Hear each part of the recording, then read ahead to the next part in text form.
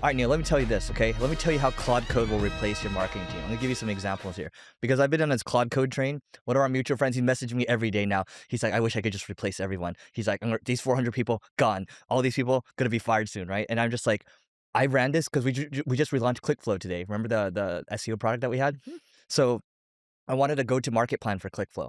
But you know how much a go-to-market plan would typically cost if you have someone that's writing your email funnels, like onboarding emails, abandoned emails, churn save, and all these emails, right? The landing page copy, all these things. You're probably paying a go-to-market person who's good, maybe 20 to 30 grand for this, right? Yeah. So at minimum.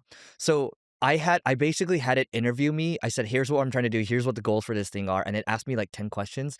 And I used Claude Code to spit this out. And it put it in these neat folders, okay? And I read through the onboarding emails, all abandoned cart, all these things. It basically was 95% there. It doesn't even look like AI copy. Even the sales emails, the pre-sale emails were good. I'm like, oh my God. So the prompt I put out to X was like, if I can create this go-to-market plan quickly, like what happens to not all marketers, what happens to most marketers, right? And I just threw this out there because it's like you still need people to do this stuff, right? But you need very high agency people to manage these things. And I was like, that is just one example where I'm just like, the coders have already seen the light, right? They've already seen that. Jensen said this. Jensen Huang from NVIDIA, he was like, if people are still coding, he was like, I would prefer my engineers don't code so they can work on higher leverage things, right? And so my question is, what happens to most marketers? So, before I answer that question, I'm going to give you the code example, and this is a little bit tangent, but then I'll answer the marketing one. I was talking to Heathen yesterday, and we were talking about, all these apps, right? Like Claude and all this kind of stuff that helps engineers and people just be more efficient. And he was telling me something interesting. He's chosen historically as an entrepreneur to mainly only hire senior level engineers. He doesn't like dealing with junior level or mid level as much. So he prefers Yeah. senior level. Why? You should explain why. Yeah. And the reason being is he finds it much more efficient use of his time. They can just figure things out on their own. You need less of them. And now with AI, he's just like, they're so much more efficient. You don't need big teams. It's not about just hiring tons of engineers. Yeah. It's about hiring the best ones Yeah. and then giving them these tools and letting them go. And the reason I bring up this tangent, I think marketing is going to be somewhat similar. So I'll give you an example between me and my co-founder, Mike Camo. Uh-huh. He understands marketing. That's not his specialty. Yeah. But He's a pretty good marketer. but Yeah. would you agree he's really good at sales? He's an excellent and salesperson. persuasion and figuring out what to say to convince Yes. people? Yes. So sometimes when I'm writing out emails for partnerships and stuff like that, I will send it to Mike because I'll cold email still to this day. I don't know if I told you, I probably send at least one cold email a day.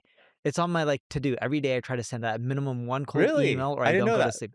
But most of it's for partnerships or maybe sometimes a deal. No, this is for revenue generation. Okay. So it could be partnering with a company that could drive revenue, or it could be pitching a company and trying to get them as a customer. Yeah, got it. Those are usually the main two.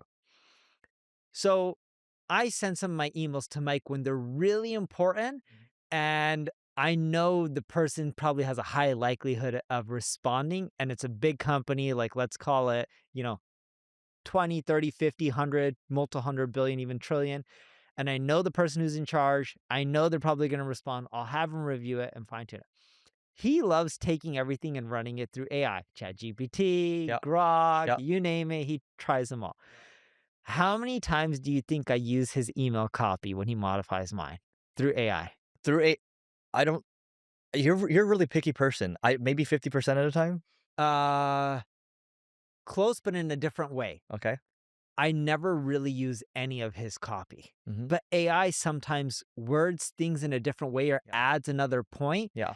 And then I may take that. You'll build on it. I'll build on it. Yeah. So you're really using it to help form or give you ideas. Like you're pulling ideas from it and you're building on those. Yes. The problem with AI that I see right now in marketing and junior level marketers and entry level marketers and maybe some mid-level marketers, what they don't understand on certain things like copywriting, and that's an easy one to use because everyone uses AI for text-based copy, or a lot of people do.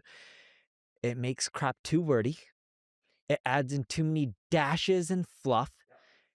It tries to sell you sometimes too hard instead of just being very direct and showing that I'm coming from a place of authority or confidence or people should just want my product and here's why.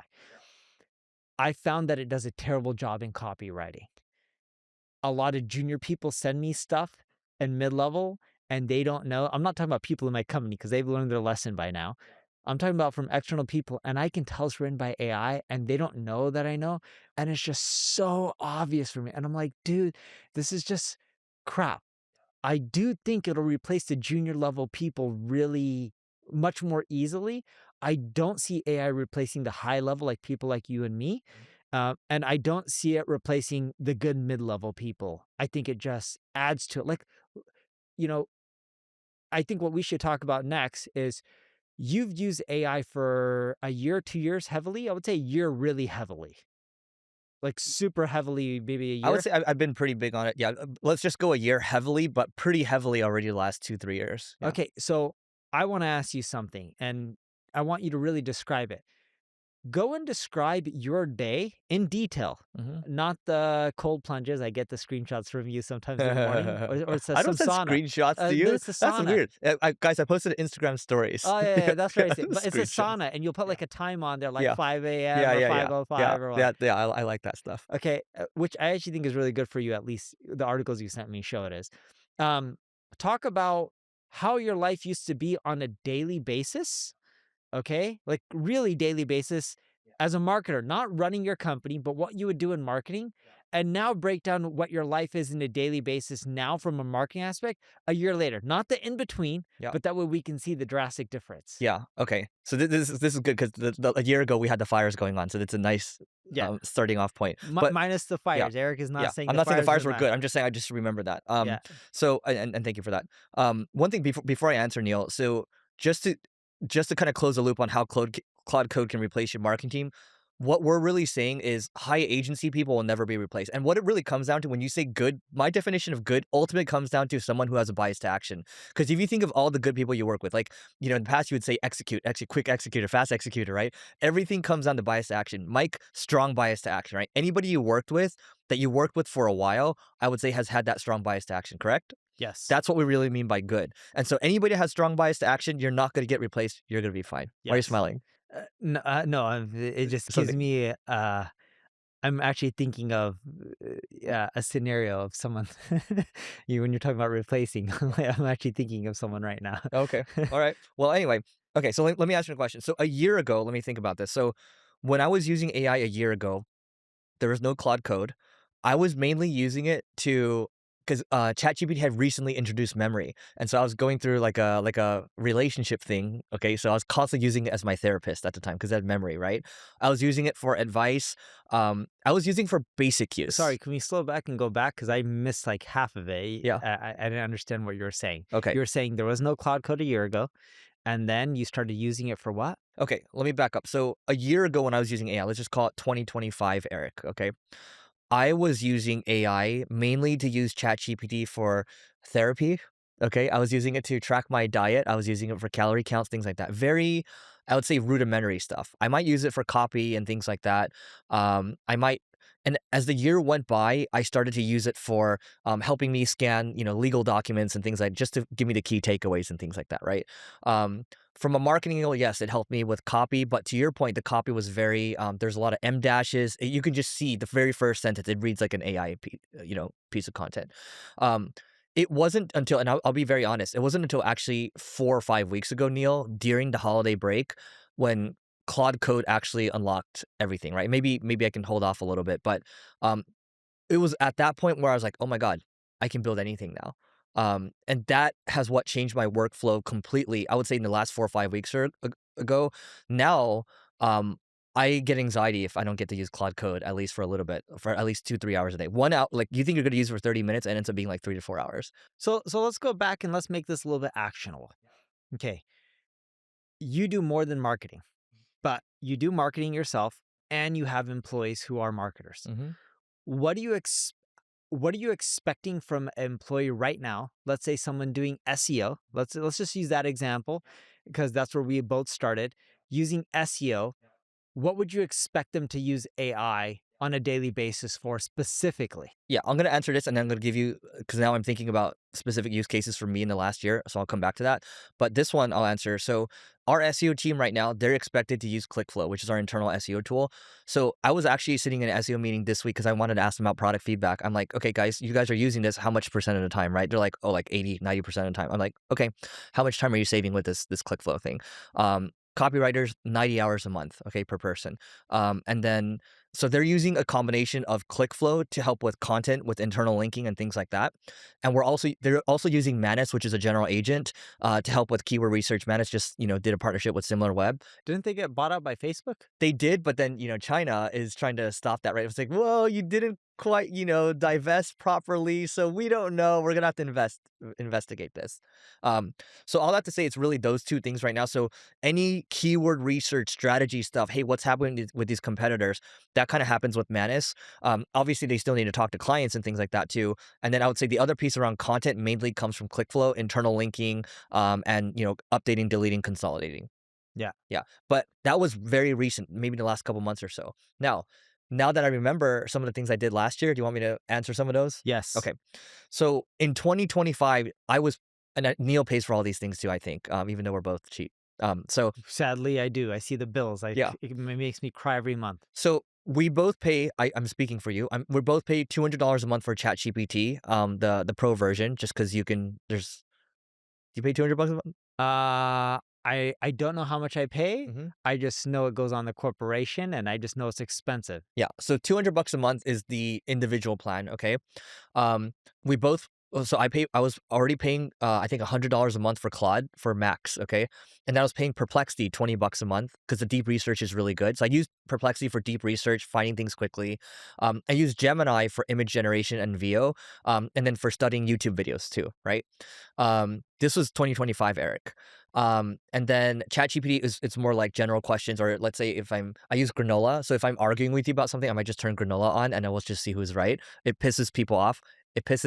In relationships, it really pisses people off. So I don't try to do it Well, that I'm much. not gonna try that Yeah. one. I'm married. Yeah, you didn't do that one. No, that'll get you in trouble no matter what. I'm gonna Yeah, lose yeah, either way. yeah. That's a Yeah. no-go. So it's like I've just given up on that in relationships. But when I do, by the way, like I used Granola yesterday. Like I was having a debate with someone, and like it called out where I was wrong and where they were wrong, and we talked about it today, and we both apologized for where we were wrong. Right. So it's good for That's solving great. problems. Yeah.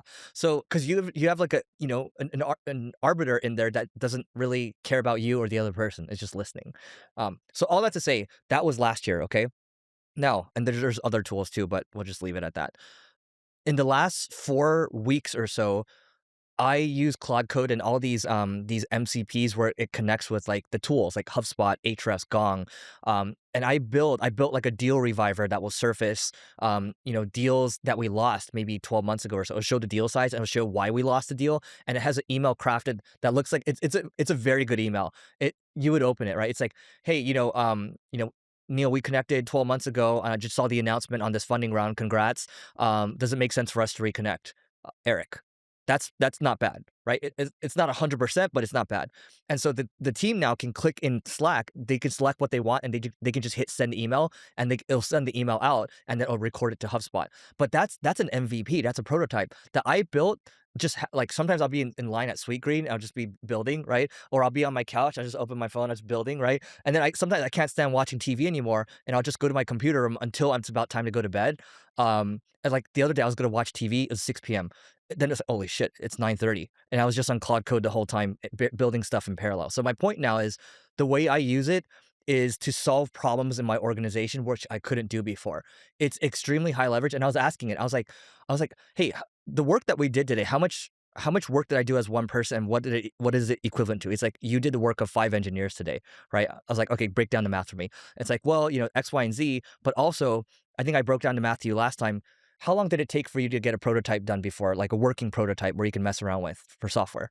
For me, are you talking about using AI or having my team do Just it? having your team build it in the past, like a year ago. So working prototype being designed that you can click around, or one that actually functions? Because in the Yeah. design apps, I forgot what the one we use. Envision or Not Envision. Balsamic, Not Balsamic. Is it the Envision? wireframe stuff. That's what you're talking No, about. it's actually a design you can click around. You're talking Figma. Figma. There you go. Yeah.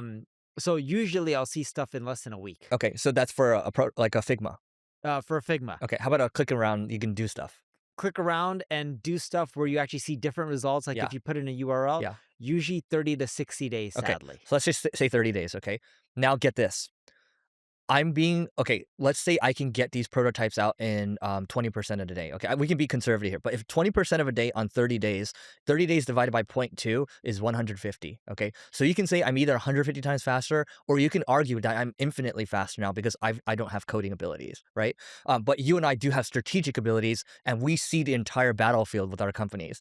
And so to me, that working prototype, the deal reviver, the ability to spot client expansion, client churn opportunities, and see what exactly they said and why we should be pitching this or whatever, and then sending that to the team and seeing if they take action on it. I built all of that, right? And that's why I'm so excited for you, because once I inject you with this drug, or you inject yourself with this drug, there's no turning back. You're gonna be messaging me. We're just gonna be doing this all the time because our mutual friend, we're just doing it every day. And he's like, I feel like a loser right now. I can't believe I'm in these meetings. I'm like, I can't believe I'm in these meetings too. It's just so fun right now. You know, for the sake of me, and you've known me for a long time, I don't know how many years, but it's well over 10, 15 plus. 15, 16 years. Yeah. Okay. I can't get the life of me to spend more than 30 minutes a day using these tools. Hmm. I agree they make me more efficient as a marketer, but I find my highest use of time just doing deals more than anything else. So these tools are great, and I have my team using them all day long. Um, Engineers, marketers, product people, even customer success, because we can input all the satisfied people, all the unsatisfied people, learn from it, have AI help with the responses, and train our people. There's a lot that you can end up doing with these products. But I still find my highest use or best leverage for my time is just focusing on closing deals. I don't disagree with you, but um, I'm willing to bet you a really nice meal in 12 months or so, you're gonna be using this because, and let me come back to your response too, because I do, I will say Neil typically is, I'm more on the optimistic side, sometimes too optimistic, sometimes Neil's on the pessimistic side, sometimes too pessimistic, but it's a good balance, right? But what I would say is, um, let's say I agree with you. Your highest leverage thing is doing deals, right? Whether it's, whether it's an M&A transaction or like a deal, like a business transaction, like a sales transaction or a partnership. I do agree with that. This type, like, let's say that's true. What are all the things that bother you with that process right now that would be able to help you gain even more leverage there? That's how I look at it. How can I gain leverage on all these things? And that's how my friends look at it. I'm like, what are you building right now? Because arguably he shouldn't be doing what he's doing right now. But I'm like, so what are you building? He's like, everything's around product right now, and it's gonna save him a lot on headcount. But he's like, dude, this is supercharging everything we're gonna build. So my team, Kaio helped build a lot of the automation to scrape, get lists, send first cold emails for M&A. Hmm. So we've already built a lot of the stuff, and we're using AI for a lot of the grunt work that we hated hiring people for, or that I would just manually go on LinkedIn and go look for companies, and a lot of that's done. The main way I use AI to make deals happen is I go and do research. And when I say research is I'll ask ChatGPT questions, or, AI mode questions, or Gemini, whatever you want to end up calling any of these products. And what I found is they're off in many cases. So, for example, sometimes I'm doing deals where you're structuring them and it involves tax consequences. And I was talking to ChatGPT a few days ago about a potential deal, and it was just like, "Oh, it's not going to be tax favorable for you because with the Trump tax bill, bonus depreciation in 2026 is only 40%." And I'm like, "What the heck are they talking about?" It's been known for a long time that he renewed the bill, and it's now 100% for bonus depreciation, Hmm. right? And it carried back all the way towards, I think, Jan 20 or something like that, or whenever he got signed into office. But I was like, what the heck is ChatGPT talking about? What I find is these tools produce a lot of inaccurate information. Luckily for me, I'm using them for research on topics that I'm already familiar with, but there's nuances on laws and taxation for states versus federal, and every state is different. But I'm able to catch some of this stuff. Uh, but other than that, like that's the main thing I want fixed, and I hope that they'll be able to fix this stuff within a matter of a few years. I find that Google though tends to actually be more accurate than ChatGPT, believe it or not. I believe it. Did you watch remember I sent you that Elon interview, the 3-hour one he did? Did you watch the whole thing? No. Okay. So he does say something in there where he's like, and I think he brings up a really good point there. With the company, especially the larger you are, the more inertia there's going to be, right? The less willingness to change there's going to be. Mhm. So he's like, look, the AI adoption stuff, there's going to be a situation right now where the companies that are really on top of it versus the inertia of companies that are not, they're going to be able to run circles around the ones that aren't, right? And he's like, naturally, there's going to be inertia. But his whole stance, like if you haven't listened to that one, is basically most working will be optional in the future, which he said quite a bit, right? There's going to be a lot of robots, things like that. I think my take on this Claude Code thing is this is probably the first time, like, the way we were using it previously, it's like, okay, use it for strategy, tax strategy, and all that. You want to, hallucinate less, talking to it back and forth. Now it's just like, oh my God, any product that you build, it's not, you and I are human beings, we're flawed, right? But a product is going to continue to improve over time. You can keep compounding on it over time. And if you can have multiple fires in the irons in the fire, where you can compound them for the highest leverage things that you want to do, the more people that do this, my God, like this is the first time, it's funny, he's making fun of me, right? He's like, you call out all these trends and then I have to give it to you. This is like when you called out Bitcoin, right? It's like you're on top of it. He's like, most of the time, a lot of stuff you say are stupid trends, but this is like you're right on. Wait, who's saying that to you? Our mutual telecoms friend. Oh, okay. Yeah, Got it. yeah. And he's generally a skeptical person too. No, I'm with you. I'm 110% sold on AI. I just need to get you to use it. No, so much so that I push all my executives really hard Yeah. to implement. And every week I have a call with them on how much more did we implement and what were the results. Every single week they get the question. And what I like doing is I like calling them all separately Yeah. to see To what see they if all it's say. consistent. Yeah. And then what Well, different that's good. departments. I would recommend if most people can do that, that would be great. But the other thing, Neil, if you actually do this for a little bit, I guarantee you're going to grow much faster. Guaranteed.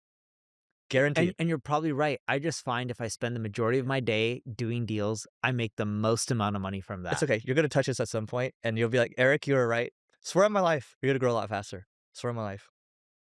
Swear Like, on Noah's life too. Okay, so here's a question. I'm pitching a 9-figure deal right now. Uh-huh. 9-figure in revenue for Uh-huh. me, right? Yeah. 9-figure revenue for your company. Yeah. Right now. Yeah. Long shot. I'm talking to the right person who can make the decision. Yep. All right. It's hard for me to get that kind of leverage using AI. I think in that case, the human part is good. You're good. You get what I mean, right? Yeah. Like I'm trying to focus on, I'm spending most of my time right now on minimum mid 7-figure deals all the way up to 9, and only have one 9-figure deal that I'm working on. I'm trying to get another one in the works, but I'm spending my time on mid 7 all the way up to, well into the 8 figures. Like it's hard for me to use AI and create those kind of efficiencies. Yeah. I close a handful of them a year or 6 or 7. Yeah. It's a great year. It's a great year. And that's just new business that I'm bringing, not anyone else on my team. What part of your day pisses you off right now? Or what part of your day do you feel like you're wasting your time? The biggest thing that pisses me off is picking my kids up in school and waiting in the car line. So it's the driving that irritates me. Yeah. I used to have a driver. I'm trying to be more down to earth and do everything myself. I'm really thinking about getting that Tesla Model Y. They're so expensive. It's like $60,000 or $50,000. You can lease it now. Yeah, but it's $500 a month. Oh my or god. $1,000 a month or something. What are your other cars? Let's not talk about it. Exactly. I'll mention the Honda Odyssey. Yeah, exactly. Okay, so then if you had the Model Y, it would just drive you to car line. no, that's what I'm thinking. So then I'm like, I won't be as pissed off. And then I'm just some things I'm really stuck in my ways, as you know. This proves it right here. For $500 to solve the problem that pisses you off, you won't do it. Yeah, because it's just out of principle. Okay.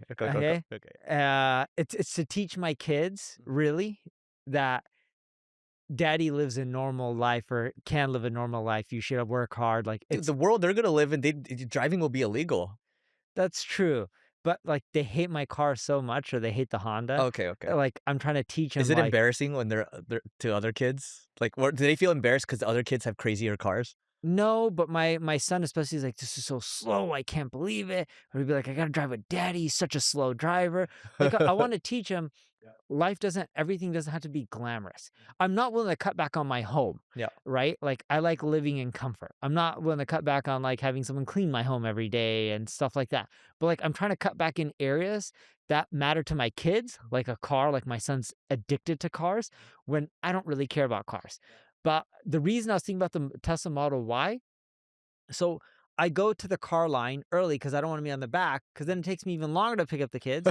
So I leave earlier so that I'm sitting in the car line and the Tesla has a screen. I'm like, oh, I could just watch a movie on there while the car's parked for a while. And I'm addicted to trying to be the first car in line. And I've mapped out every single day It's and like a what's the competition probability. now. It's a competition. Yeah. And I figured out I need to leave roughly an hour and 20 minutes before pickup Mm, to be the first car in line. So it'll give me around, call it like 56-ish minutes. And then I think I can be the first car in line. okay. I'm not willing to sit there for 56 minutes. So how long do you wait in car line or to pick how long does that process last every day? I figured out the position I'm in. Uh-huh. If I leave 45 to 50 minutes earlier, Okay. okay, I'm in the first batch of the car line where when they open up the gate where cars can Okay. drive in, Yeah. I'm in that group Yeah. where my kid can get in. So give or take, this takes you 90 minutes to 2 hours every day, right?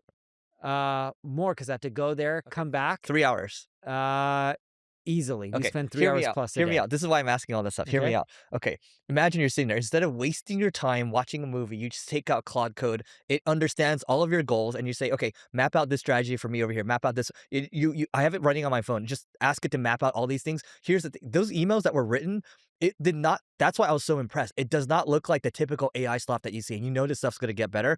And so all of the stuff that I want to do, you can say, "Hey, here's all the deals I'm working on right now. What else can I do to get more leverage from this deal? What else can I do?" Right? And you can just keep going with it back and forth, but it's mapped on everything because it's tied into my GitHub, right?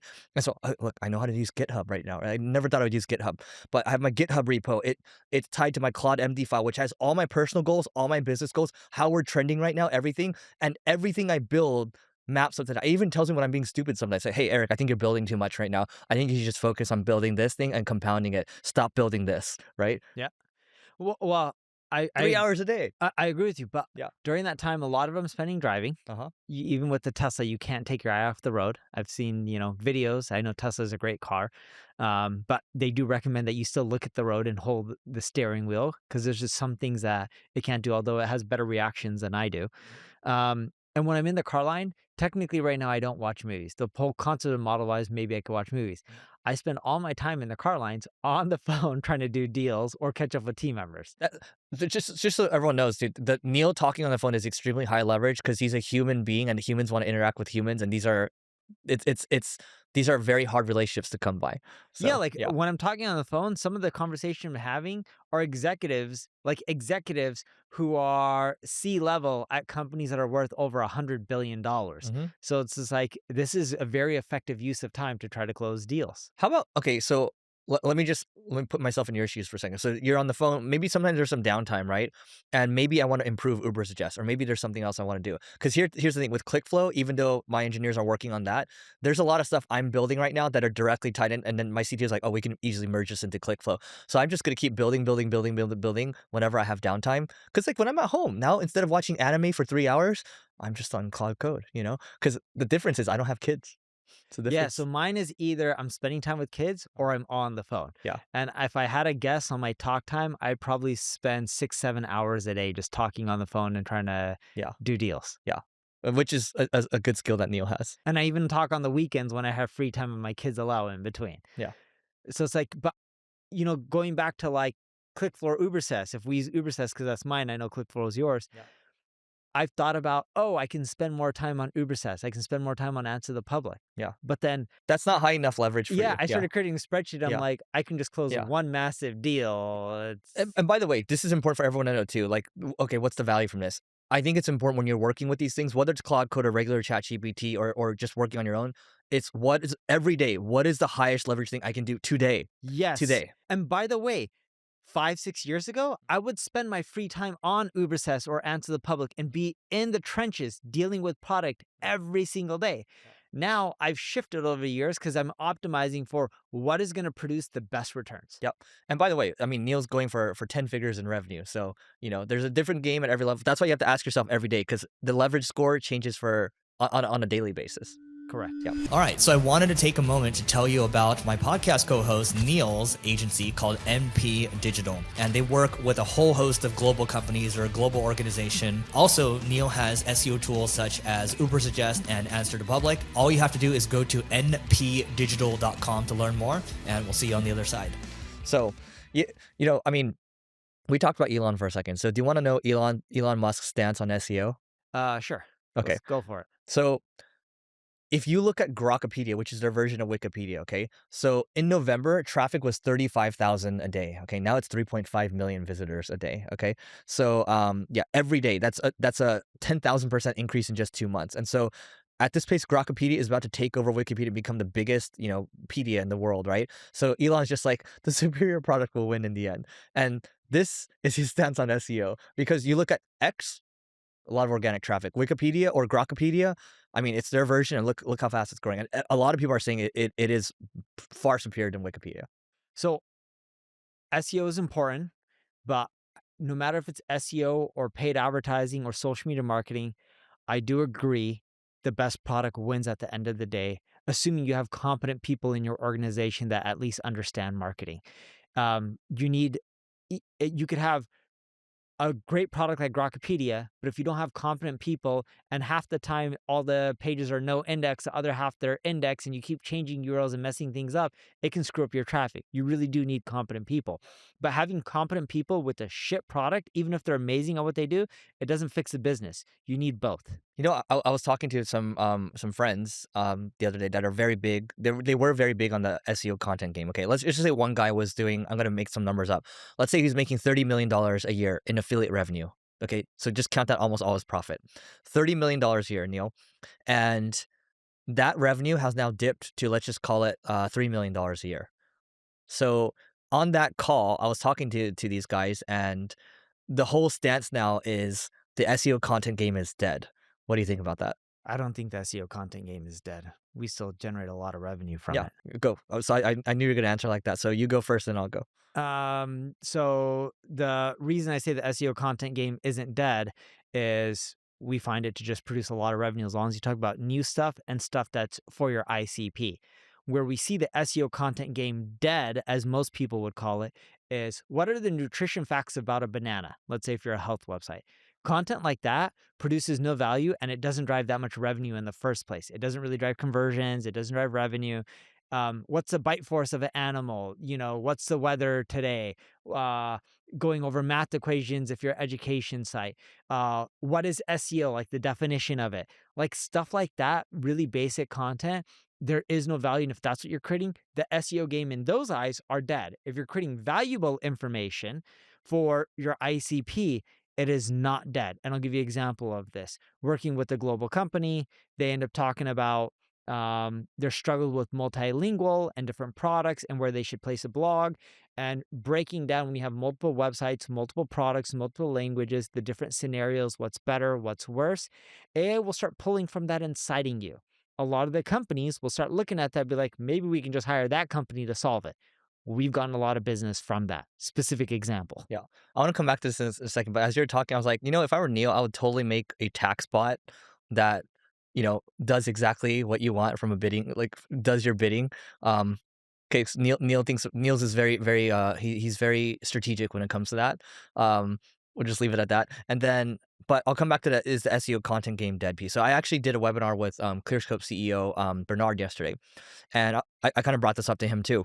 So you look at these LLMs, okay? You look at Gemini, you look at ChatGPT, where they're grounding all their data from. It's still Google. Google is still, 43%, search traffic, 43%. And these LLMs, it's 1%, okay? ChatGPT is like 0.20% and declining right now. And so I think, I think the content game isn't dead because all these LLMs ground on that traffic. And the other thing too is the game might have changed a little bit. So maybe we're producing more bottom of the funnel content, or if you're going to produce more top of the funnel, middle of the funnel, you have to provide a lot of value, which is actually going to bring me to my next point on how to grow fast on X. You have to have a unique a unique point of view, you have to maybe you're doing data storytelling, right? So Neil actually does a pretty good job with data storytelling on his X, where he has different graphs and things like that, charts. People find that very shareable, right? And sometimes you get good PR. Maybe you even appear on like podcasts and things like that or shows. So I think content in game it's just the content game. There's always an organic traffic or organic content game, and you just have to figure out what works and where your audience is actually hanging out. That's marketing 101. Now, I do think that being said, Neil, I do think website traffic is going to continue to decline because the contract now with these publishers versus Google, for example, they're just not getting paid as much anymore. So what is the incentive to keep producing these articles? And so I think a lot of people are trying to adjust and adopt other channels as well. Yeah, and going back with marketing is like at the end of the day, you just got to take an omni-channel approach with whatever you're doing. If you take an omni-channel approach, you should be fine. Don't ever be reliant on one channel. Create amazing products, create good content, and you should be fine. A lot of this does come down to basics. People talk about all the technology and all the changes, but they don't do the fundamentals right. By the way, so Nikita Beer, who's the head of product at X, Uh-huh. so he actually tweeted something. He deleted it, but this is how to grow fast on X, and this actually ties in with content in general. So like, let me read this out to you. So Nikita says, CT, crypto Twitter, is dying from suicide, not from the algorithm. CT, again, crypto Twitter, ends up wasting all their reach on replying good morning. So GM, right? So crypto Twitter would be GM, we all gonna make it, all these things, right? Hundreds of times. And when they finally post real content like a project announcement, it only gets shown to three Wait, people. let's go back. What's CT? Crypto Twitter. Okay, But crypto Twitter. so I don't just know what that is. 3-4 years ago, everyone was like, they're all these acronyms. So if you say GM, like good morning, everyone responds GM, right? Or it's like, crypto's going down. It's okay, guys, we all gonna make it, right? So everyone's using these acronyms. But his point is, crypto Twitter kills itself because they are wasting their reach. So the point is, the average Twitter user only views 20 to 30 posts per day, okay? So crypto Twitter ends up wasting all their reach on replying good morning hundreds of times when they finally want to post real content like a project announcement, it only gets shown to 3 people. So the point is, don't try to post in volume, try to post something with a point of view, something that's high quality, and then do it only a couple of times. Don't just try to spam Twitter cuz people are like, "Oh, we can spam Twitter." You actually can't. That's his point. Yeah. Same thing Yeah, with that LinkedIn. makes sense. Yep. I figured it's just like most social networks. If you go on Instagram and you post 20 times a day, your reach gets really compressed. And then in the future, when you want to post, the algorithms also are like, hey, your followers don't like engaging with you. We shouldn't show your new stuff, even if it's good, that often. So you got to start rebuilding your trust with these platforms and your followers. At least with this podcast, our best content is when we have a story and we're just being ourselves. And so I realized yesterday, I was telling you this pre-show, but I was you're speaking at the summit today. I was speaking at the summit yesterday, and I was like, you know what?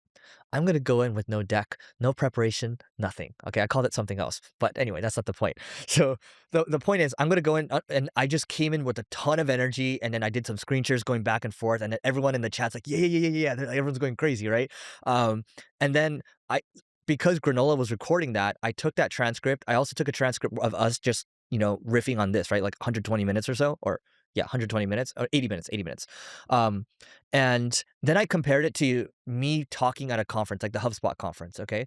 And I was like, okay, which one, you are the best, speaker in the world. Evaluate me. It's like by far when I'm just no slides, no preparation, it's way better. Right. And it's like, but the problem is the content that you present is technical. So you still need to have some slides, but do it differently because when it watched me speak at the HubSpot one, I'm using Gemini here, by the way, because Gemini can see the YouTube, right? It's like, yeah, you're getting it. I can tell that you're getting held back by the slides. And so I'm not saying this style is for everyone. I'm just saying you have to understand what style works for you. And then once your style comes out, that's going to become higher quality content, at least for videos. Yeah, I agree with that. I think people should just be themselves and not try to prepare too much. Uh, when I go and speak, a lot of people have asked me over the years, hey, you've done a decent job speaking. We like hearing you. What's your secret? And I'm like, I'm not really speaking at the audience. I'm just having a conversation. Like, what do you mean? I'm like, I just go up and I just talk. I don't prepare. I'll look at my slides when I'm on stage. Sometimes I do look at them like 5-10 minutes before I go on stage. My team makes them for me. I tell them what to put in the slides or how I want the outline. So, that makes it easier to not have to look at them. and I just have a conversation with people and just talk. And when you're just being yourself and you're not putting pressure, it tends to work out pretty well. You know what's funny, Neil? I was reading one of the comments with us talking, and then one of the comments was like, Neil's like chamomile tea, and then Eric's like he took 3 shots of espresso before he started. Dude, like 4 or 5 people sent that to me. Oh, you saw that too? Yeah, Yeah. I don't think I sent it to you, but I realized something because I'm so excited about these things. Because even at the HubSpot talk, I was going really fast, but I'm like, no, this is me when I'm excited about it. And some people be like, usually for most channels, I have to speed it up. But when I land on your channel, Eric, I feel like I have to slow it down, and I love it, right? And then one guy posted yesterday, he's like, I like this guy, and I don't even need to speed up the video. So I'm not saying that's for everybody. Like Neil has a very calm, collected. It's slower pacing, which is good. But I realized over the years, I'm like, wait, this is just me, and it's not going to be for everyone. But you look when you listen to Mark Andreessen. I heard Mark Andreessen talk today from Andreessen Horowitz. I'm like, oh my god, it's on 1.5x, and he's like on 3x, and I'm like, but that's him. He's not going to change, and I'm like, Wait, that it's works on for him. 1.5x? I had it on 1.5x, and it sounded like 3x because he talks so fast, and I can't understand him. So Oh, so you went back to normal. I had to go back to normal. So my point is, you're not going to develop your style immediately, especially if you're starting out right now. It might take you a couple years, but once you find something that works for you and it feels good, double down on it. Yes, and when Eric talks, sometimes I'll tell him to slow it down because if he talks too fast, I think people will miss the point he's trying to make, and it's valuable and I want people to hear. But majority of the time I never tell him to slow down. Why? Because when he's talking fast, it usually means he's passionate and he loves what he's talking about right then and there. It comes off differently than if I told you to slow down. And that's why I only tell you to slow down if I'm starting to miss things, because that means people may be missing And to it. be fair, when Neil does that, it's to help the audience, right? More Yes. than anything, it's to help the audience. And that's helpful. So that's why I don't get offended by it. So Correct. And when Eric wants to talk fast and he's passionate and people are going to get it no matter what, I let him go because the passion he has, it just comes off better, in my opinion, when you're just yourself. And I don't think, like back in the day, people are like, oh yeah, Zuck, he's media trained. yeah, Oh, look at him now. If you look at Zuck today, I don't think this is the media trained Zuck. Would you agree with this? no, This no, is he's Zuck just wearing a him. chain and just being himself. Yeah, he wants to do Brazilian Jiu-Jitsu, go do it. You can break your, I think he tore his ACL. Cool, but Yes. he's being him. Yes. And people relate more in today's world, especially with that, than these robotic trained people. And the reason I say that is in this AI world, it's really screwing people up. Mhm. For example, I'm posting something tomorrow. This episode doesn't get posted tomorrow. Check this out. Okay. Right? So I got this chart. Do people know when they're viewing AI generated social media content? We did this with 100 people. We showed them AI content and non AI content. Okay. So the first batch, only human generated content. How many times or what percentage of times do you think people thought it was AI generated? 0? 24%. So Wow. they thought when we showed them human generated content, Yeah. this was only human generated content. 24% of the time they thought it was AI generated. That's interesting. Okay. Then we showed them AI generated content. Mhm. We didn't tell them it was AI, right? We're just showing them content and we're Yeah. classifying it on. When we showed them AI generated content, what percentage of the time do you think they thought it was AI? 24%. 36%. Okay. So majority of the time, 64 for AI generated, 76 for non-AI generated. Majority of the time, humans believe content is human created, whether there's AI there. And if you actually think about it, a percentage of the time, roughly 25% of the time, they think content is AI generated. Dude, we're not gonna be able to tell anymore. Yeah, it's Yeah. getting harder. Did you and see harder. that? Have you seen that monk? There's a monk in a temple, and he's always spewing wisdom, and then it eventually goes to like a course. He's like, it's not about money, blah blah blah. It's like an AI generated monk, right? And then there's like a link to go buy his course. I did not see that, but I saw one video of a guy sitting on a chair Hmm. and he's just talking and moving his head, and it constantly changes from a woman to a kid Yeah, to adult to a guru. Like that's he weird. he Yeah, changes to all these different characters yeah, and spewing different stuff just to show you the power of AI. yeah. It's crazy. There's on Twitter now. You can see there's like guys that are moving around, but the avatar is a woman, and you actually can't tell anymore. And so I think what's going to happen is you're going to see a lot of virtual, OnlyFans, and it's just guys behind the scenes playing it. So Yeah. that's what we're going to see. Yeah. By the way, okay, but I do think you just kind of mentioned this, and you have this highlighted. So I was talking to my team about this. So we mentioned, okay, brand's a differentiator. Live events are like in person is a differentiator. Having taste is a differentiator. But it's like, okay, well, if people can code, we can build all these things. What is the ultimate differentiator when it comes to building things? It's design. And I'm like, holy crap, we need to get really good designers because they have tastes and they can build whatever they want now too.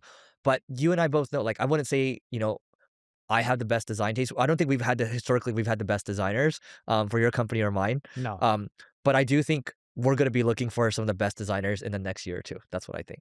I have some designers that I'm really happy with on the product end. Uh-huh. I always really struggle with website design Yeah. because what my executives want versus what I want are Yeah. two different things. Yeah. And then I let them go and do a muck with the website. And then they look at conversions and we're optimizing. Then I go and change stuff. And then Salo goes and changes stuff. And what we found is for enterprise-based leads and business, like trying to close like 7, 8-figure accounts, a lot of the design does not matter one bit. Yep. Yep.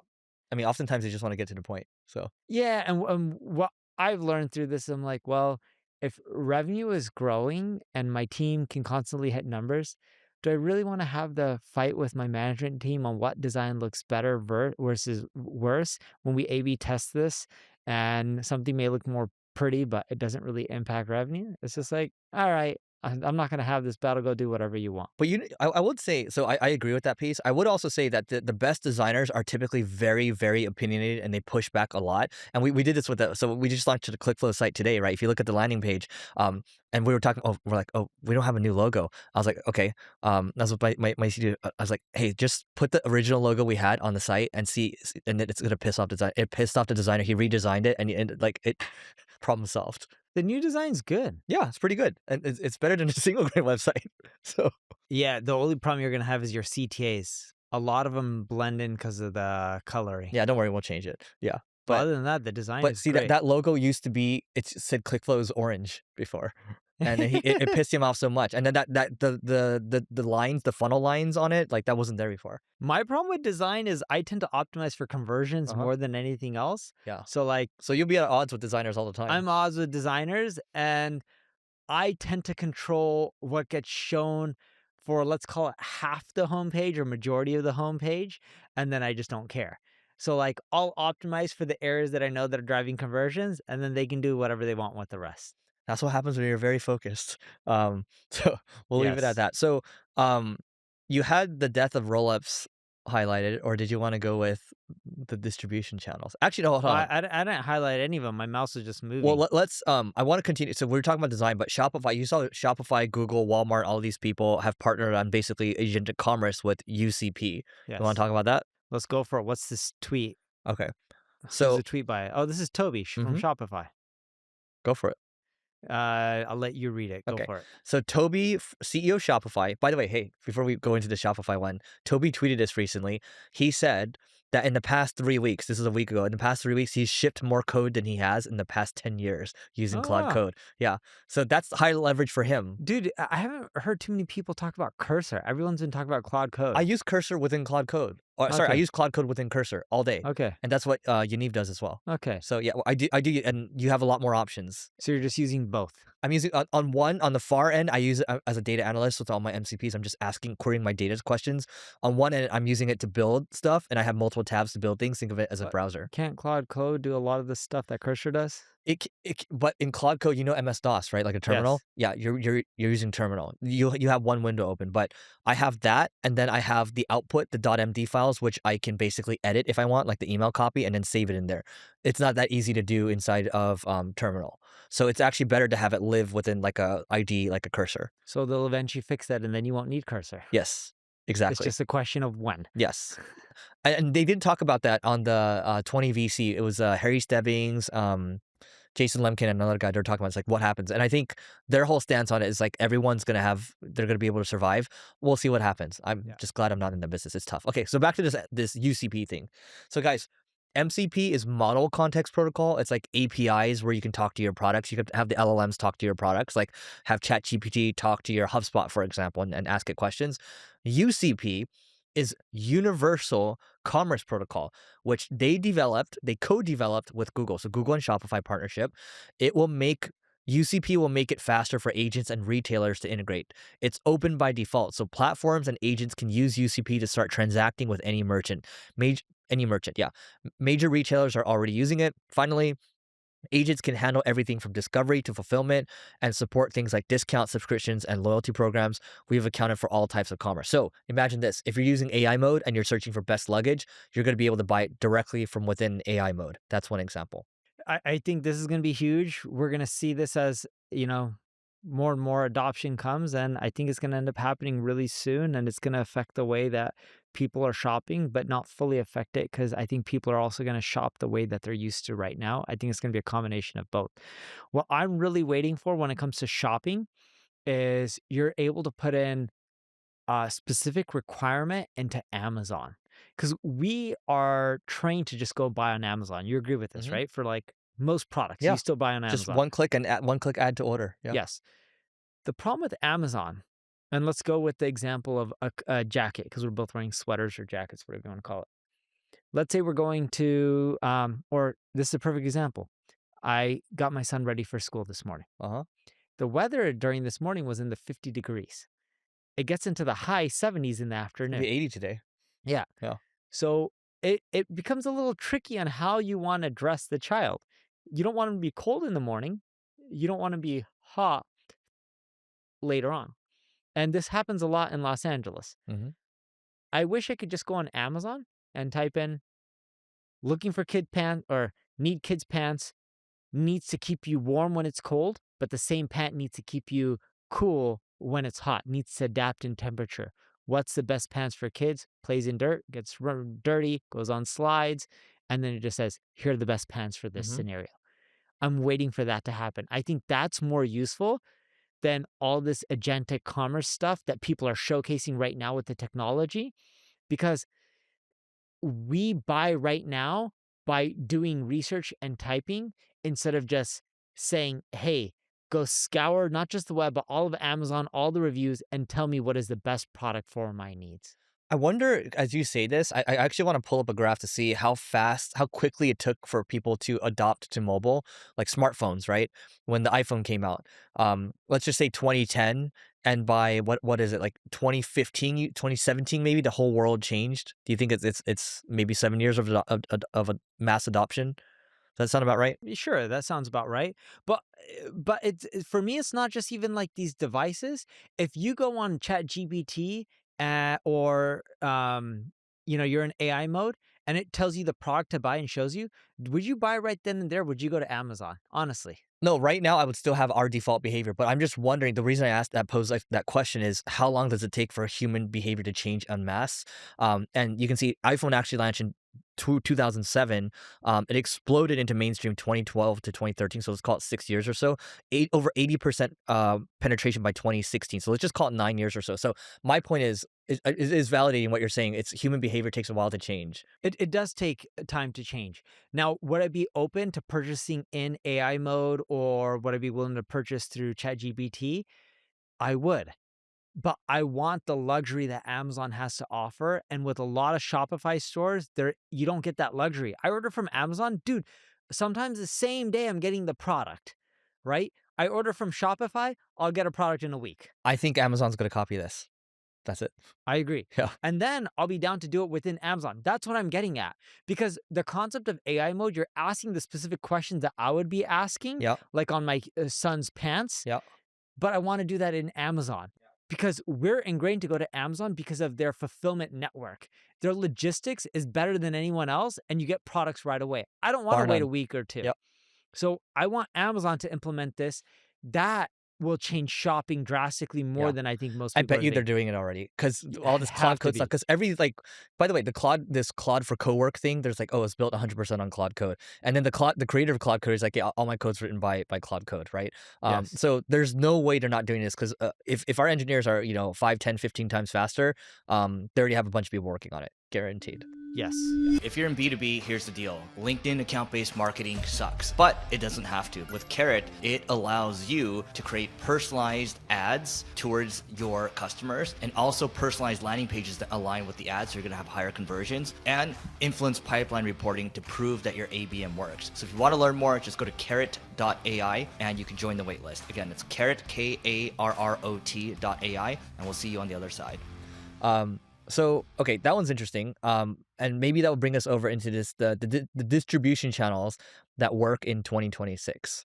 So there's an entire list over here, Neil. Do you have it pulled up? No, I do We not have don't it pulled actually. up. I have a better idea, Neil. So I use Claude Code for this one. Okay, I had it look through all of our marketing school recordings, over 3,000 episodes. Okay, so it gave us two ideas here. You can pick here. Okay, I'm gonna give you two options. Option A, okay, 10 counterintuitive marketing truths after 3,000 marketing school episodes. That's number one. Okay, number two, 10 timeless marketing themes from 3,000 marketing school episodes. You want A or B? Either one. You'll Okay, pick. let's go with A. So basically, this scanned all of our episodes that we've done. Okay, bear in mind, we started doing this, 7 years ago? Maybe coming up on 8 years now? I have no Has it idea. been that long? Yes, it's been long. And this is before you were married. This is before you had kids. This is when you lived in Vegas. This In the is when I came condo. back from EDC to go record at your place. I came back at 7 a.m. in the morning from a music festival. Yeah. Yeah, It has to be at least it's 8 8 years. years. It's 8 8 years. plus, because Emma is almost 7. Yeah, I was married before that, yeah. right? Engaged before So that. maybe 9 years? And maybe 9. Oh my God. We may be going on closer to 10. Yeah, because I'm about to turn 40 this year. So Episode. I'm trying to actually Google when our first episode was. does it show? Wow, episode 1, July 21st, 2016. Wow. It's almost 10 years. Oh my God. Okay. So we have guys, Claude Code helped us with these two episodes over here, guys. So the 10 counterintuitive truths. So you can see it on the screen over here. I'm gonna start with number 1, okay? Free products are better marketing than ads. And I'm actually gonna let you take this one because you've done this quite a bit with the products that you've given away in the past. Yeah, I agree with this. And when you look at free products, as advertising continually gets more expensive over time, just look at Facebook and Google's earnings. But what changes is when you give away something for free, eventually, because ad costs are so high, it's cheaper to build this stuff and give it away for free, especially now with AI, than it is to pay for the ads. And you got to figure out what can you give away for free, but sell them on the back end that's more expensive to make up for your costs of the free offering. And that's exactly what we're doing with ClickFlow. We have there's a free trial version, but we're gonna have stuff in the back end. There's gonna be buttons to upsell, and then also we're gonna look for product qualified leads, people that are good fit ICP for product, but also for managed services in the back end.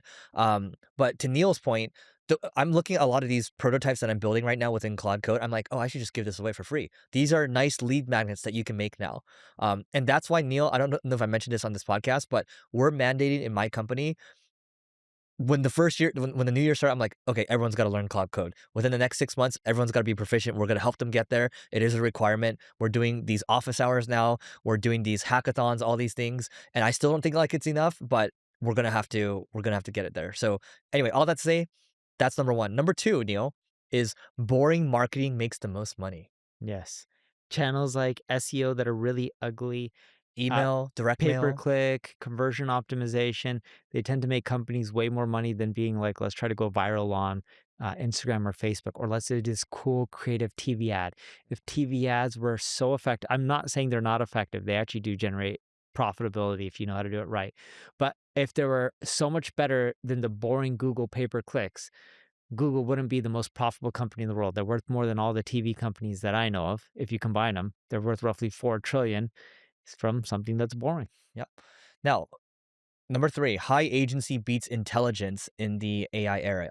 And what that means by high agency is someone who has that bias to action, someone who's willing to move quickly on things, because the more rotations you have, the more shots on goal you're going to have. You're going to make mistakes, but you're going to learn from those mistakes, versus someone who's really smart, but is slow to get things done. You want someone who's quick. And if you have that, those people are going to get the most done, and those people are going to be the most successful. Yes. Number 4, micro influencers outperform celebrity endorsements. I'll give it to you. Yeah, so we found that the celebrity influencers just charge way too much. Micro influencers are way more effective because not only their rates lower, they try harder they tend to care more. Their audience are more tailored around your product versus where the big celebrity ones and macro ones have followings for a lot of different things, not just one. And that makes it harder to monetize. So go for the micro and nano influencers. See, look, these topics are great. See, AI did a good job here. Keep There you go. going. Yeah. Let's keep So going. deleting content improves SEO. So this is definitely counterintuitive because you would think that the more content you create, the more shots on goal you'd have to be able to rank. But you're actually making it harder for algorithms and even these answer engines to scan your website. And so the more you optimize your website, the more crawlable you make it, the more it's easier to find your good stuff because it's ultimately the quality that rises to the top. Yeah. Next one. Next one. Human plus AI hybrid beats pure AI content. Yeah. When you look at AI content, a lot of it's regurgitated. When you look at humans, we can talk about new stuff because we're not just scraping the web. If you combine humans with AI, you're going to be better off than if you just leverage humans or if you just leverage AI. We're not saying AI is better. We're not saying humans are better. We think the world is both HAI, humans combined with AI. This topic that we're doing right now is a perfect example of this. This is AI assisted. We didn't come Yes. up with this topic. It actually did a good job of scanning our, let's just call it our wisdom over the last 10 years or so. So, you want to keep a human in the loop. I call it HIL, human in the loop. So you can have whatever acronyms you want. The riches are not always in the niches. I remember Neil did an episode. We've talked about this a few times, but Neil was very adamant about this. Like the riches are not in the niches. I remember. Yeah, Yes. yeah. If you look at the biggest companies in the world, they go after massive TAMs. TAM stands for total addressable market. They don't sell things like a course for best man speeches. You can start in a niche and then expand into a larger and larger market, but the niche needs to be something that is much larger. If there isn't a large market, like if you're like, I'm going to do best man speeches and then go into bridesmaid speeches, you're still in two niches that are terrible and you're not going to make a ton of money. You can go from wedding speeches to then into birthday speeches, funeral speeches. Again, these are all niches. It's not a big enough TAM. If you go after like I'm creating CRM for just the travel industry, and then I'm going to do CRM for the car industry, and then just the general CRM market, that could be a very big market. Just look at You Salesforce, can look at start HubSpot. vertical and then go horizontal. Yes. Yeah. Services outperform pure SaaS long term. So Neil and I both come from SaaS, and I used to poo poo on services, but a lot of SaaS companies you've seen, they actually end up adding services because a lot of these, they're big customers. They need the services, they need the hand holding, right? And so what we found over time, both of us, is that maybe you might have SaaS in the front end, but in the back end, that's where you actually make your money, and have a lot bigger deals that way. So Neil, I'll let you build on this one because you were purely SaaS first and then you layered on. Actually, no, you were services first, then SaaS, and then back to services. Uh, Eric is not talking about valuation. To be very clear here, when he says, when we're talking about services, it's easier to generate revenue and more revenue through services than SaaS. SaaS companies are valued much higher than service businesses because service businesses are valued on profitability. SaaS businesses are valued on revenue, which makes it easier to increase your net worth. The point that we're getting at here is you shouldn't just do SaaS or services because one is more uglier or prettier than the other. You should pick whatever you're passionate about. And if that happens to be a service, that's okay. There's a lot of money in it. Just look at companies like Accenture. It's not a dead space. AI hasn't replaced services. Yes, it'll impact services, but the really good people will still be sought after and hired by corporations for services. Yeah. So this one's interesting, Neil. So specialization beats being well rounded. hmm Um, Neither Eric or I are jack of all trades. We don't try to be. We've been talking a lot about AI, Claude Code. You don't see me trying to do everything. Yes, I've used some of these products. I'm not the best user for every single product. I spend most of my time doing deals. I understand marketing extremely well. I focus on where I'm the best at, and then I hire people around me who can fill in the gaps. That's how you win. You don't win trying to be great at everything because you're never going to be great at everything. There's not enough time in the day. And that's not to say you shouldn't specialize in the well, actually, we are saying you should specialize in the beginning because both of us, when we started in our career, I would say more around SEO. Uh-huh. And sure, we did branch out. We started learning other stuff like how to do deals, how to close things, how to, tax Paid strategies. ads, Yeah. conversion optimization, email marketing, right? Those goes on and on. When in the beginning of your career, maybe you start more T-shaped, which is where you go deep in one area, and then you might learn these other things. You definitely should learn these other things, but we're not saying you should try to do everything. Because what we'll say is, from a business standpoint, what we've learned is a lot of entrepreneurs we meet in our 20s, they come up to us and they're like, "Oh, I have 10 different businesses right now." That is an example of trying to do too many things at once. And we've learned that after you get punched in the face, sometimes kicked, a couple of times, then you learn that specialization. That's what worked for the biggest companies in the world. Yep. Yeah. Last one, but not least, in-person events beat algorithm optimization. Deals are meant to be done in person. Mhm. And if you want to start closing big deals, we're not talking about $1,000 deal or 500 or even 10,000. You want to close really big deals, they're done in person, whether people like them or not. I don't know too many people that are signing, $10 million deals or $5 million deals without meeting people. Everything comes down to relationships, and the older we get, the more we realize that, whether it's friendships or recording this podcast or doing deals, everything is relationships. Like, for example, I was talking to a guy, and he partnered with one of the most popular football players in the world for, his, one of the brands, right? But that came from him knowing someone, and that came from him knowing how to do things, right? To be successful as an entrepreneur. And so I think that the more I used to just think that I can just do business in my boxers at home. That's not how you do it. You have to get to the in-person stuff. All right, see, look at that. Claude Code did that. Uh-huh. All right, now let's do, and I'm curious on this one, the death of rollups. This is a tweet from Mark Cuban. Yep. So there was a guy named Andy Kessler who pretty much links to a Wall Street Journal article. WSJ, go around and strangle things. That's the title. I'm not a fan of roll-ups. Amazon didn't roll up local bookstores. Tesla didn't buy Chrysler. Facebook didn't buy Yellow Pages or local newspapers. The famous Facebook motto, move fast and break things, is cute, but a better Silicon Valley mantra or a better Silicon Valley mantra would be go around and strangle things.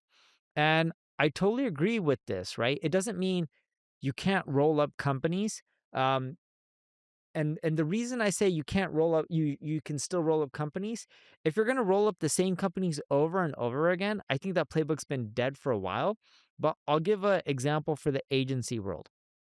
Let's say my ad agency, NP Digital, starts off and we're doing SEO, and then we add in paid advertising, and then we add in social media marketing, and we're getting client inquiries for app store marketing. Let's say on Apple, the Apple App Store, for the Google Play Store, and companies are looking for that. So this is a real example, acquired Yodel, which was a UK shop sometime last year in 2025, because they specialize and they're one of the big players in app store marketing, where they help companies do better in app store rankings and even manage the app store ads. Now, even though my company did this, we didn't have all the case studies and the pedigree that Yodel did. And I believe Yodel was Yodel Mobile, founded date. I think they were founded in 2007. So not 20 years old, but close enough, 19. It's hard to go and create that from scratch. It takes time. It's easier in many cases to buy, roll that in, and go buy other ancillary services or features or whatever it may be that you don't have, because you can sell all your customers on their stuff and they can sell your customers on your stuff. Where I don't think roll-ups make sense is you just go and you go buy, like if you're Amazon, let me go buy all the local bookstores. When that model is broken and you think there's a way to disrupt it, you shouldn't waste your time buying it.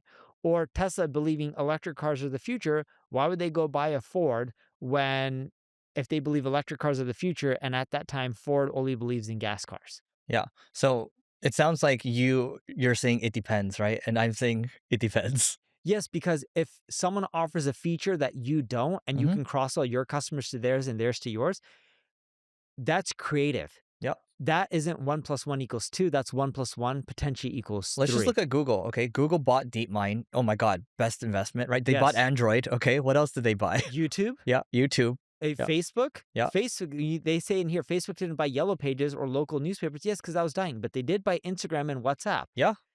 M&A is not dead. You just got to buy stuff you don't do that you think is also the future. It should be accretive. Like when I think about some of the ones I did last couple years ago, they weren't exactly accretive. They were actually damaging to my company. Correct. Yeah, yeah. So I think it's this guy whoever wrote this, Andy Kessler, right? This is on the opinion page for Wall Street Journal. So this is one person's opinion, and like most things, it depends. Yes.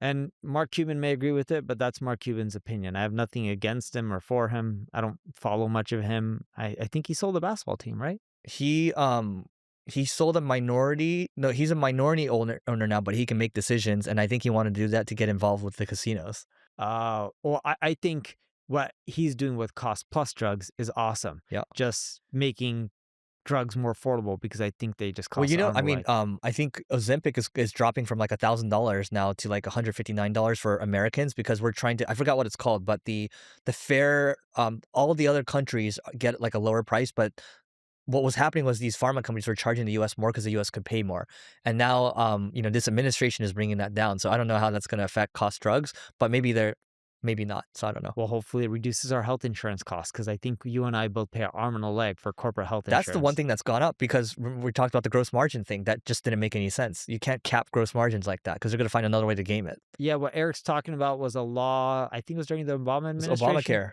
Yeah, and it was they couldn't make more than 15%, was it? Yep. And then if you limit a company and say you can only make a certain percentage, call it 15%, another way they can make more money is keeping at 15%, but just grow your revenue by double. So if you charge people more, keep your cost basis at the same percentage, you make more money. You know what's funny? I was looking to troll on Threads. I didn't do it this week, but I saw this recently. So this is, guys, this is not being it's not being political, but we are talking about politics for this one. So I guess I am. So Gavin Newsom, right? He's known for being right Democrat. Yeah. Okay. Now remember the wealth tax bill in California. So those that don't know, there's a wealth tax bill that's being floated right now. It's like we'll take 5% of your assets, right? That Kind of, but yes. Yeah. Around the same vein. Yeah. There's some nuances. Yeah. A lot like, of nuances. Like if you have a lot of voting power, like the Google founders, Yeah. then they can call it, I think the number was like $50 billion from them. So Yeah. what It ends up being like 25%. 25% net Yeah. worth, but then they had Yeah. to sell more, Yeah. pay taxes, and then pay that. So Yeah. maybe it costs them like 40% of their net worth. Yeah. The point of me bringing this up is like I logged into Threads to see where I could troll, but then someone had already trolled. So it's interesting to me, and I don't even know why I'm bringing this up right now, but I just thought it was funny. So usually what happens is everyone on Threads like, oh my God, Gavin Newsom is the next United States president. Okay, he's our guy, he's our guy, he's our guy, right? And then the moment the Wall Street Journal is like, Gavin Newsom does not support the billionaire tax because mathematically it doesn't make sense, right? And there's actually people leaving now. And because the problem with this is that if you roll something like this out, then when's the next one coming? And the next one coming, and the next one coming? It starts to go down a slippery slope, right? And what they're saying on this is it can move from billionaires within this proposal. Yeah. Like they can just naturally start taxing people. Go to who are 100, go to 50. It just Yeah. it's a slippery slope, right? And I agree with that part. Politics or not, throwing that aside. But the funny thing that I saw was someone posted the Wall Street Journal headline. It's like, he's not our president anymore. And then all the comments are like, yeah, screw him. He's not our guy. I'm just like, dude, guys, you change on a whim like that. Come on, like have right? So I'm not Yes. on the left or the right here. I'm just saying that's kind of funny to me. But it is also very logical too. And people don't realize this. Income tax started with just like the 1% or the really wealthy, and then it moved down to everyone. That's what happens with all taxes. Dude, speaking of the wealthy, I'm going to show you one chart over here. This is the only chart you need to see if you want to become wealthy, okay? So this is the chart from Lenny's podcast, shared this. Revenue chart from a recent investor update.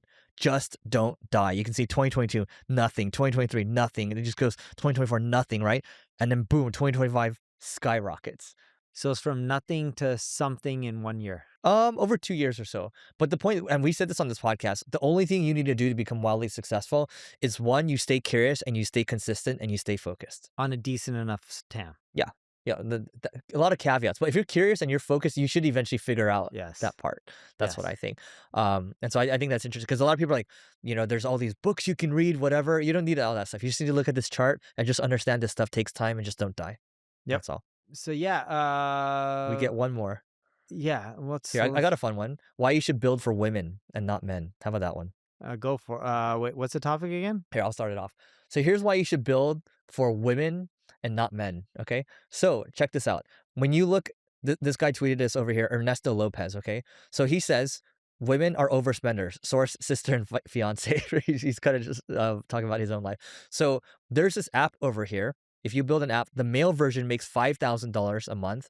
The women version makes $400,000 a month. Okay, this is basically all you need to do here. So let me show you this. It's like like a fitness goal thing or like a sizing thing. This app over here. So you see this? Yeah. It's a workout planner, 30-day fitness. One's for men, one's for women. You can see how much money is being made. This one's $5,000 a Wow. month. This one's $400,000 a month. Okay, and he's like, just make the same app, just make it pink. I think it does vary per industry. Yeah, If you want to sell like but 80% of consumer spend comes from who? women, Mm-hmm. and usually they lead up the household. So they Yes. pick a lot of the Yes. expenditures. But if it's certain things like a car, like a sports car, men tend to be more purchasers of sports cars than women. Same with like motorbikes, right? It doesn't mean that women don't buy motorbikes. It's just majority of them tend to be men. I think for certain industries, designing for men can make you more money, and certain ones designing for women can make you more money. But yeah, like if you're Procter and Gamble, if you notice them, almost all their ads, majority of them, other than like the Gillettes of the world, Yep. pitch to women. And when you even look at razors, there's, I think it's the men's version is called Gillette, the women's version is called Venus. Is that correct? I actually have the Gillette women's version. There's a women's version? There's a No, women's what's version. you know a lot of females. What's the women's version called? Is it Venus? No, but I have the Gillette razors for women. Do you know why I use it? I went to Reddit. It's like it's better. It's actually a better shave, and there's all these people talking about it. But they're all very similar. Yeah. But yet they just repackage it and say They it's just for made women. it's a white. It's white instead of like orange or something like that. Yeah. Yeah.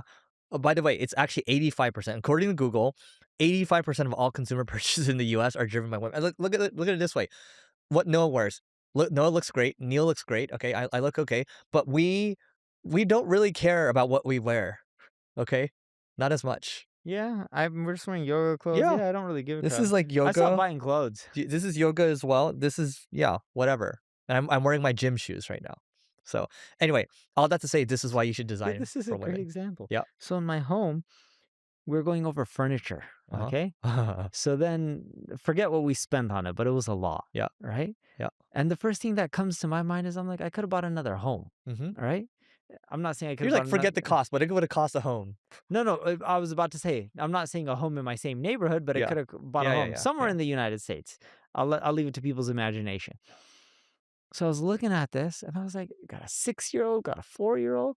How much spaghetti, food, crayons, markers is going to be on this furniture? So I'm having a conversation. I'm like, so we're going to spend all this money on furniture with kids jumping around, and you want play dates and birthday parties here? And they're like, well, what's the point if you're like not living your life and you're just worried about stains? And you know me, I'm You're OCD, OCD. yeah. Yeah, so it's harder for me. And I'm like, totally get it.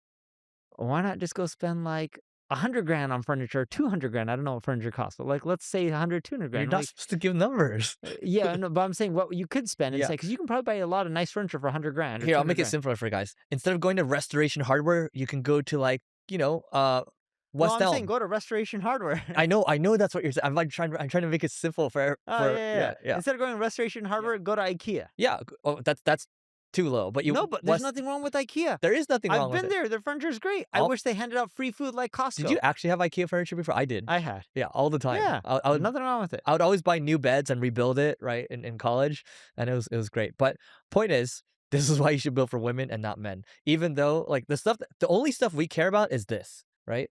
The technology that we have. That's it. We're very simple. My favorite is they showed me my office furniture, and it was like all this like elegant stuff. And I'm like, can we replace these chairs? And they're like, with what? I'm like, Herman Miller. Yeah. Looks way more comfortable. This stuff isn't practical. And then it's like big bulky chairs. I'm like, when I film, my chair's usually behind me. You can't you don't see want to it. sink into it. Yeah, I don't want to sink into it. It's gonna look really awkward for filming. And I'm like, Yeah. this is no good. Dude, Herman Miller, okay, I use a steel case chair. These are the best office chairs, right? Sure, they're Yeah. expensive, they're the best. Yours is probably cost like 5 to 10 times more. than My those. Herman Miller? No, not the Herman Miller, but I'm saying the chair that you're gonna the sinker one. I have no idea, but I told Yeah. him to get rid of it and give me a Herman Miller chair. That's the point, guys. And by the way, guys, leave in the comments too if you actually enjoyed the 10 counterintuitive truths, because Claude Code will give us a lot more from where that came from. Those used to be hard for us to plan, but when you just stare at it, it's pretty easy to do. We should do those a lot more often. Yeah. Next See? one we'll do the timeless See, marketing. he's theme. starting to like Claude Code now, guys. Yes. Starting to like Claude Code. All right, guys, we'll catch you later. Goodbye.